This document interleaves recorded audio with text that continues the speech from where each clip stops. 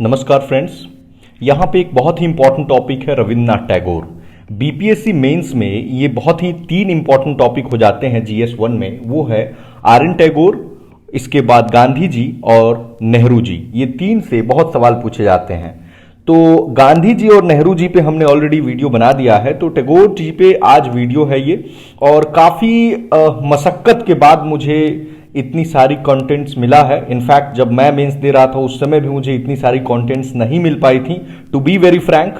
और यहाँ पे मैंने सारे उनके एस्पेक्ट्स को बता दिया है, जैसे परिचय, उन नेशनलिज्म नॉर्मल क्या होता है और टैगोर जी का नेशनलिज्म क्या है, इंडियन नेशनल मूवमेंट में उनका कैसे योगदान था, उनके एजुकेशन सिस्टम पे क्या कहना है, कौन कौन सी एजुकेशनल इंस्टीट्यूशन उन्होंने बनाए थे, फ्रीडम पे वो कैसे बात करते हैं, where mind is without fear आपने पढ़ा भी होगा। प्रोफेसर हुमायूं कबीर और जी.आर. शर्मा, इनकी क्या कमेंट्रीज हैं, तो ईच एंड एवरी एस्पेक्ट को हम देखेंगे यहाँ पे। So I am Deepak and you watching me on I S PCS factory. सो आप लोग सब्सक्राइब कर लीजिएगा चैनल और दोस्तों प्लीज शेयर कर दीजिए, क्योंकि अगर एक व्यक्ति को भी इससे लाभ हो जाता है तो मुझे लगता है कि फिर मेरा ये जितना वर्क है वो सफल हो गया। चलिए हम शुरू करते हैं। परिचय हम सबसे पहले देखते हैं टैगोर जी का। इंट्रोडक्शन में आप लिख देंगे कि इन्होंने नेशनलिज्म पे बात की है, राष्ट्रवाद पे, और ये न सिर्फ एक नेशनलिस्ट थे बल्कि एक इंटरनेशनलिस्ट भी थे। हम आगे देखेंगे ईच एंड एवरी एस्पेक्ट को। शिक्षा व्यवस्था पे इन्होंने बात किया है। अब भारतीय राष्ट्रीय आंदोलन में बहुत सक्रिय तो नहीं थे, एक केवल अगर हम 1905 का जो बायकॉट था स्वदेशी मूवमेंट उसको छोड़ दे तो, और गांधी जी ने इन्हें गुरुदेव कहा था। आप समझ सकते हैं कि गुरुदेव आप किसी को नहीं बोल सकते हैं, तो कितना बड़ा इंपॉर्टेंस था गांधी जी के मन में भी इनके प्रति। और फ्रीडम पे तो उन्होंने अपनी पोएम भी लिखी है, where mind is without fear. Gitanjali के लिए इनको जो है वो नोबेल पुरस्कार मिल चुका है 1913 में, और ये भारत के पहले व्यक्ति हैं जिनको नोबेल पुरस्कार मिला है। सबसे इंपॉर्टेंट जो बीपीएससी ने क्वेश्चन पूछा है, मैं प्रीवियस ईयर देख रहा था, तो उसमें पूछा है नेशनलिज्म पे, राष्ट्रवाद पे। तो सबसे पहले तो एक ओवरव्यू होना चाहिए आपका कि राष्ट्रवाद जो है वो क्या है।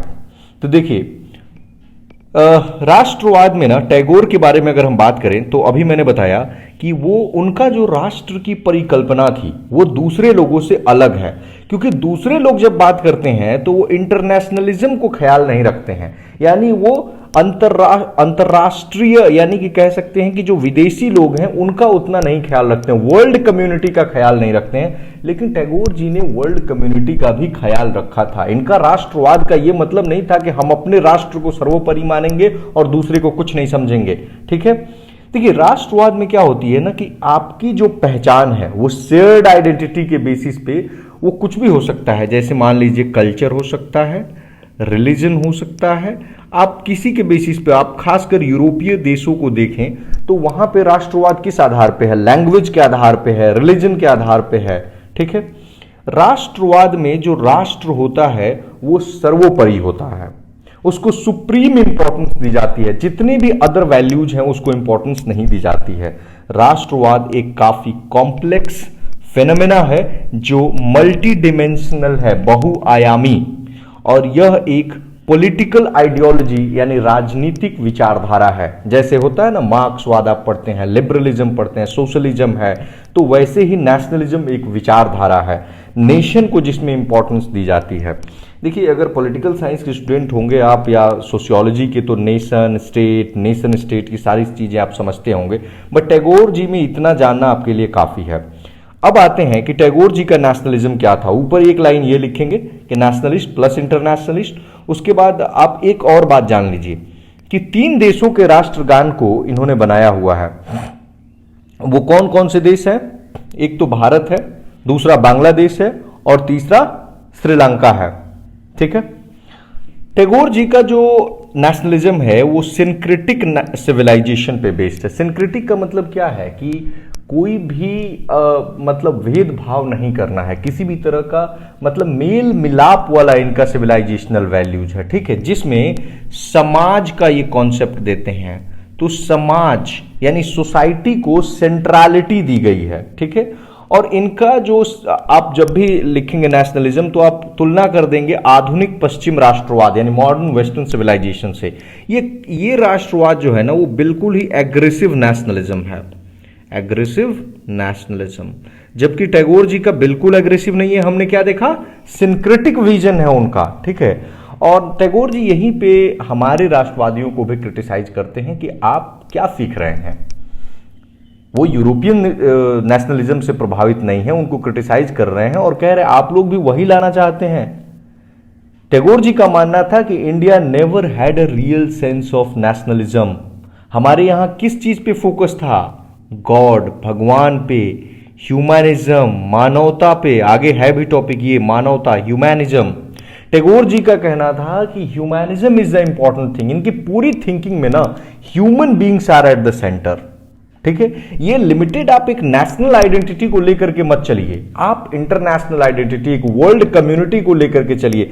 और यहां पे लास्ट में जो, अगर आपने एम.एन. रॉय पढ़ी होगी तो एम.एन. रॉय ने बाद में एक कॉन्सेप्ट दिया था न्यू ह्यूमैनिज्म।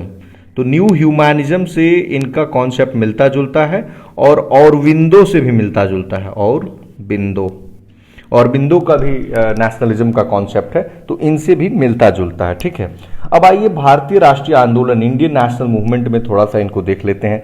तो देखिए इन्होंने शिक्षा पे बात की थी, शिक्षा को हम सेपरेटली नीचे डिस्कस करेंगे। स्वदेशी आंदोलन 1905 में इन्होंने भाग लिया था, बहुत एक्टिव पार्टिसिपेशन तो नहीं था, लेकिन हाँ बायकॉट वगैरह को इन्होंने समर्थन दिया था। हालांकि बाद में जो बायकॉट है या ब्रिटिश गुड्स को जलाना है, ये गांधी जी के टाइम पे जब नॉन कोऑपरेशन मूवमेंट चल रहा था तो ये उसके खिलाफ थे। कॉन्स्ट्रक्टिव सोशल वर्क को प्रमोट करने के लिए टैगोर जी ने कहा था, जिसमें एजुकेशन वगैरह इंक्लूडेड थे। इनका मानना था कि मूवमेंट्स को एलीट क्यों लीड करेगा, कुछ ही सेक्शंस जो वेस्टर्न एजुकेटेड हैं वो क्यों लीड करेंगे, बल्कि अंग्रेजों के खिलाफ जो लड़ाई है वो ग्रास रूट से होनी चाहिए, आम आदमी उसमें पार्टिसिपेट करे। यूनिवर्सल ह्यूमैनिज्म, सार्वभौम मानवतावाद के सिद्धांत को ये देते हैं कि मानव मानव है, वो अमेरिका का मानव है या हिंदुस्तान का मानव है, इससे फर्क नहीं पड़ता है। अभी मैंने बताया कि मानवता को उन्होंने केंद्र में रखा था, उनके लिए राष्ट्र जो है वो कि एग्रेसिव नेशनलिज्म या एग्रेसिव नेशनहुड का कॉन्सेप्ट सेंटर में नहीं था। इन्होंने कई सारे विद्यालयों को स्थापित किया, एस्टैब्लिश्ड स्कूल्स, और इन्होंने कहा ना कि अगर हमें जीतना है तो हमें ब्रिटिश से नहीं जीतना है, हमें जीतना है अपैथी एंड इंडिफरेंस से। जो हमारे देश के लोगों में उदासीनता है ना, हमें इससे जीतना है। इन्होंने आत्म की कॉन्सेप्ट को, सेल्फ की कॉन्सेप्ट को दिया था कि हमें, अगर ट्रू मीनिंग ऑफ एजुकेशन क्या है कि जब हम अपने सेल्फ को पहचान ले।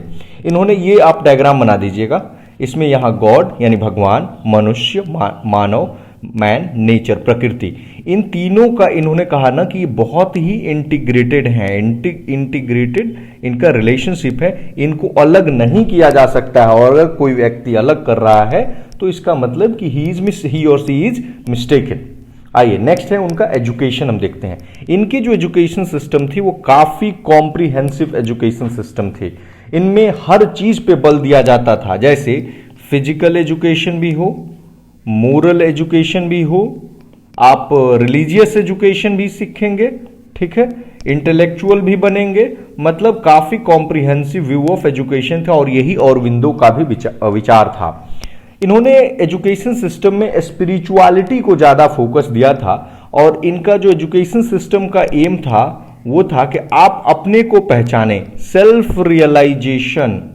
किस चीज का, अपने सोल का, अपने आत्मा का, और प्यार बढ़े, फ्रेंडशिप बढ़े, दोस्ती बढ़े, और ज्ञान का प्रसार हो, नॉलेज, ठीक है।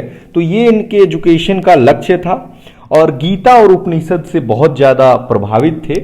और विवेकानंद जी का एक थिंकिंग था ना कि वेस्ट का मटीरियलिज्म और ईस्ट का स्पिरिचुअलिज्म, इन दोनों का कॉम्बिनेशन होना चाहिए, तो इन्होंने भी इस चीज का समर्थन किया था। और मदर टंग में, मातृभाषा में बच्चों को एजुकेशन दी जाए, इसके ये समर्थक थे।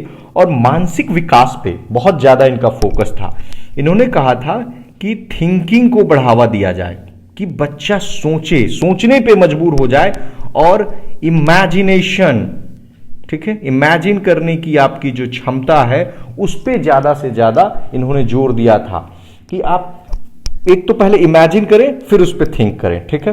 अगला है कि कौन कौन सी एजुकेशनल इंस्टीट्यूशंस इन्होंने बनाई, तो बेसिकली आप तीन का मेंशन करेंगे।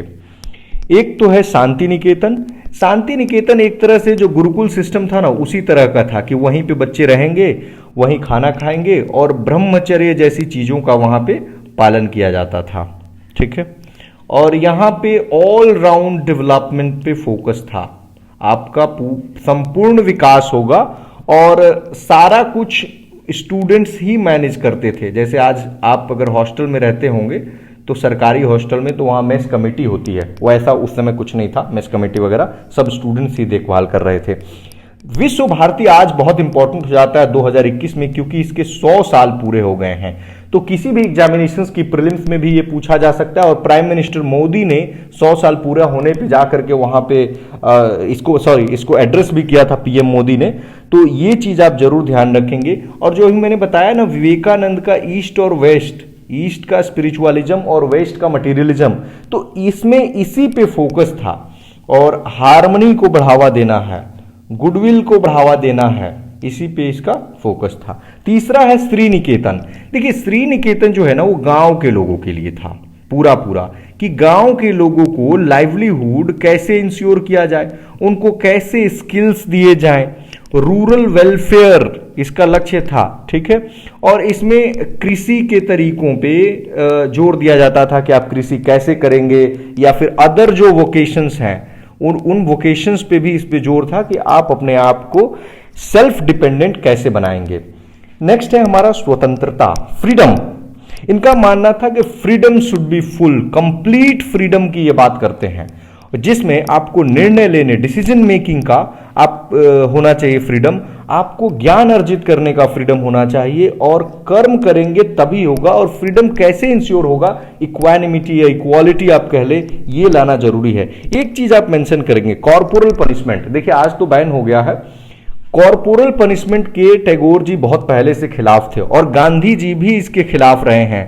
बच्चों को आप क्या डंडा से पढ़ा सकते हैं क्या? नहीं पढ़ा सकते ना, तो बोलते थे कॉर्पोरल पनिशमेंट मत दीजिए, नहीं तो इससे जो बच्चों में क्या होगी, एक कुंठा की भावना आएगी और डिप्रेशन का शिकार हो जाएगा बच्चा और ह्यूमिलिएशन की फीलिंग उसमें डेवलप हो जाएगी। मतलब सामने आप किसी एक की पिटाई करेंगे तो कई लोग होते हैं, तो उनके सामने उनको ह्यूमिलिएशन की फीलिंग होती है।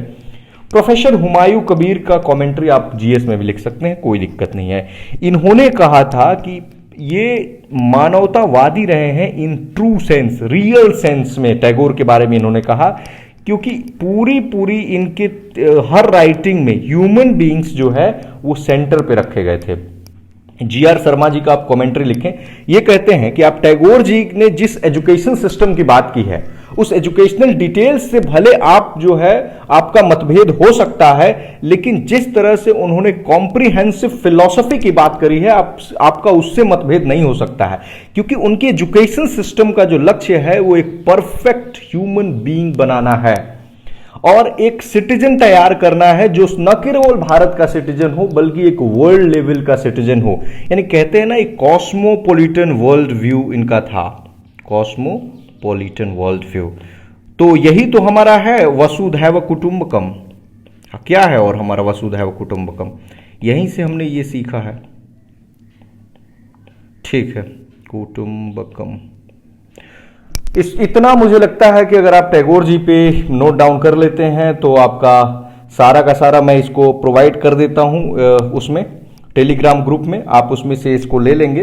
बट मैं कहूंगा आप लिखने पे फोकस कीजिए। देखिए मैं बहुत ज़्यादा पीडीएफ शेयर इसलिए नहीं करता हूं क्योंकि फिर आप लोग जो है ना वो वर्क पे ध्यान नहीं देंगे, टेबल कुर्सी पे नहीं बैठेंगे, बस पीडीएफ को देख करके पहुंच जाएंगे और उससे कॉम्पिटिशन क्लियर करने में बहुत डिफिकल्टी आएगी। ठीक है, धन्यवाद।